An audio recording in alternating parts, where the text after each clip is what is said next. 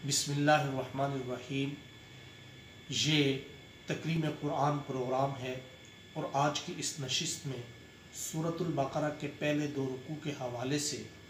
گفتگو کی جا رہی ہے۔ آپ جانتے ہیں کہ سورۃ البقرہ قرآن حکیم کی سب سے بڑی سورت ہے۔ چونکہ یہ سورت ہجرت کے بعد نازل ہوئی، اس لیے یہ مدنی سورت کہلاتی ہے۔ اس سورت کے 40 رکوع اور 286 آیات ہیں۔ سورۃ البقرہ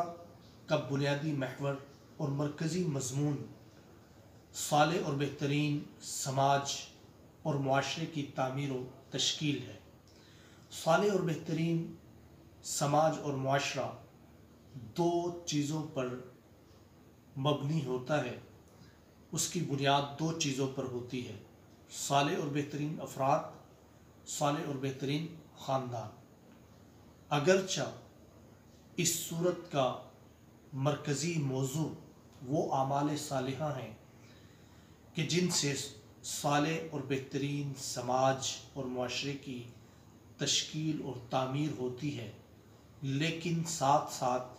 صالح اور بہترین افراد اور صالح اور بہترین خاندانوں کی تعمیر و تشکیل کے سماجی اور معاشرتی پہلوؤں پر بھی اس صورت میں روشنی ڈالی گئی ہے۔ جب بھی کسی سماج اور معاشرے کو کائناتی حقائق پر مبنی سچے عقائد کو قبول کرنے اور صحیح دین کو اپنانے کی دعوت دی جاتی ہے، تو اس سماج اور معاشرے میں 3 طبقات پیدا ہوتے ہیں۔ پہلا طبقہ اہل تقوی یعنی پرہیزگار انسانوں کا طبقہ ہوتا ہے۔ دوسرا طبقہ اہل کفر یعنی انکار کرنے والوں کا طبقہ، اور تیسرا طبقہ اہل نفاق کا طبقہ ہے، یعنی ایسے انسانوں کا طبقہ جن کے اندر منافقت پائی جاتی ہے، نفاق پایا جاتا ہے۔ سورۃ البقرہ کے پہلے 2 رکوع میں انہی 3 طبقات کا تذکرہ کیا گیا ہے، کیونکہ مدینہ منورہ کے سماج اور معاشرے کو جب اجتماعی طور پر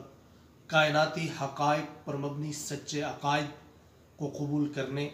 اور صحیح دین کو اپنانے کی دعوت دی گئی، تو اس معاشرے میں بھی یہ 3 قسم کے گروہ اور 3 قسم کے طبقات پیدا ہوئے۔ پھر چونکہ متقی پرہیزگار انسانوں کے گروہ اور اہل کفر کے گروہ کا تذکرہ مکی صورتوں میں تفصیل کے ساتھ کیا جا چکا تھا، اس لیے اس صورت کے پہلے رکوع میں ان دونوں طبقات کا تذکرہ مختصر مگر جامع انداز میں کیا گیا ہے، اور دوسرے رکوع میں تفصیل کے ساتھ منافقین کا تذکرہ ہے۔ سورۃ البقرہ کا پہلا رکوع 7 آیات پر مشتمل ہے۔ پہلی آیت حروف مقطعات ہیں، یعنی الف لام میم، اور دوسری آیت میں قرآن حکیم کی صفت لا ریب اور صفت ہدایت کا تذکرہ ہے کہ ذالک الکتاب لا ریب فیہ ھدی للمتقین، کہ یہ وہ کتاب ہے کہ اس میں کسی قسم کے شبے کی گنجائش نہیں ہے، اور یہ اہل تقوی کے لیے، متقین پرہیزگاروں کے لیے ہدایت۔ اور دوسری آیت میں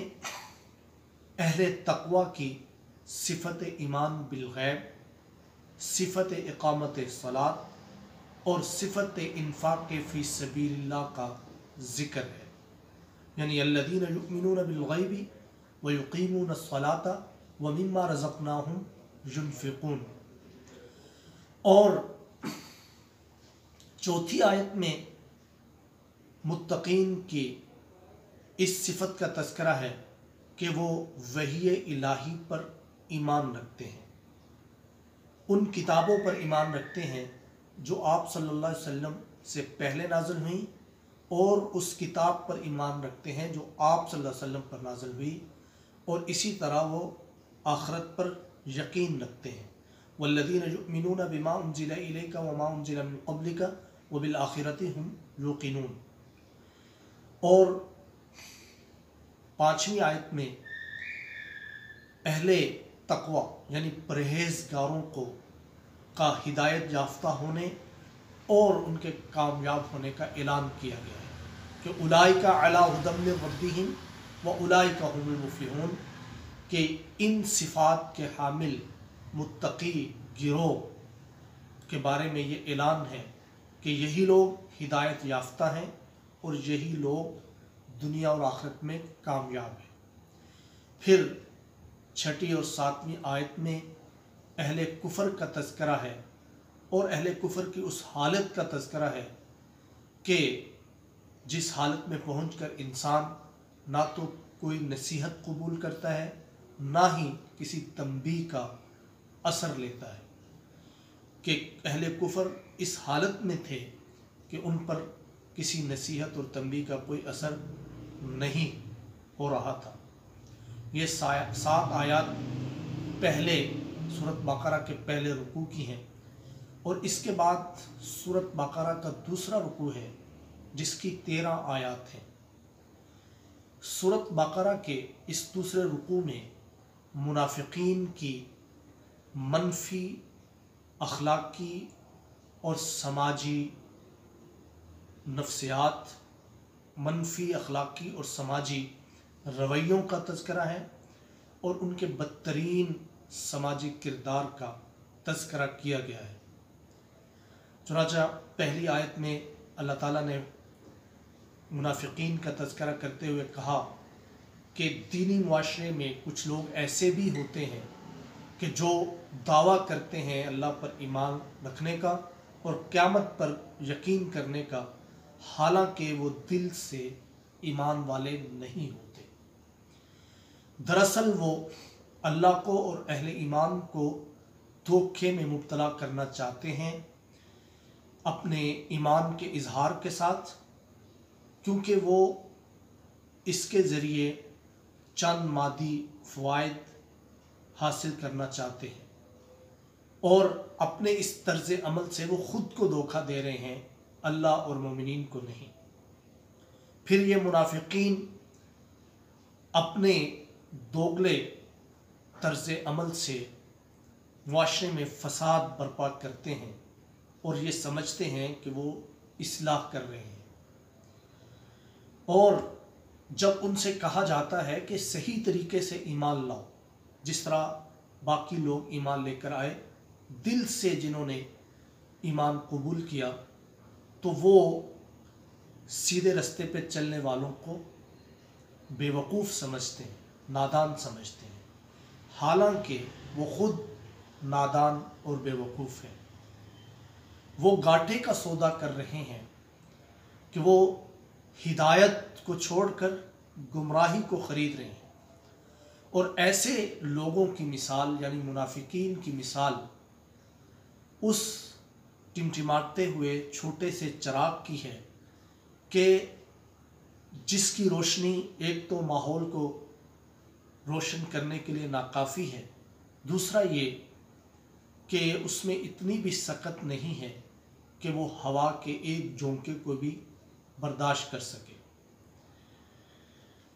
اور یہ لوگ یعنی منافقین کا جو گروہ ہے، یہ اپنے ذاتی مفادات کی خاطر انسانیت کے اجتماعی مفادات کو قربان کرنے کے لیے تیار بیٹھے ہیں۔ یعنی قرآن حکیم کہتا ہے کہ صم بکم عمی فہم لا یرجعون، کہ ذاتی مفادات نے ان کو اندھا، بہرا اور گونگا کر دیا ہے کہ یہ انسانیت کے اجتماعی مفاد کے حوالے سے نہ کوئی بات سننے کے قائل ہیں، نہ کچھ کہتے ہیں، اور نہ ہی ان کو نظر آتا ہے کہ انسانیت کا اجتماعی اور سماج کا، معاشرے کا اجتماعی جو مفاد ہے وہ کس چیز میں ہے؟